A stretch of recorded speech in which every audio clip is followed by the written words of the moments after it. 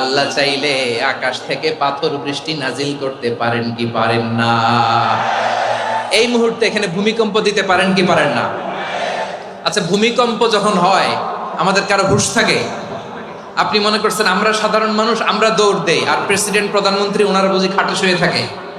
কথা বুঝে নাই বোধহয়। ভূমিকম্প, আর্থকোয়েক যদি হয়, বাঁচার জন্য আমরা কি করি? হয় খাটের তলায়, ডাইনিং টেবিলের নিচে, উপরে শক্ত কিছু আছে এটার নিচে, অথবা ঘর থইয়া দেও দৌড়। তো প্রধানমন্ত্রী উনি কি করে? প্রেসিডেন্ট উনি কি করে? হ্যাঁ, উনি খাটের মধ্যে যে শুয়ে থাকে নাকি? উনিও দৌড়, সাধারণ মানুষও দৌড়, প্রধানমন্ত্রীও দৌড়, বাড়িওয়ালাও দৌড়, ভাড়াটিয়াও দৌড়, সবাই দৌড়। নাকি ভাড়াটিয়ারা বাড়ি থইয়া দৌড়, বাড়িওয়ালারা আর বেরোয় না? এরকম না। তাহলে যে কোনো মুহূর্তে ভূমিকম্প দিয়ে নাস্তানাবুদ করতে পারে কে?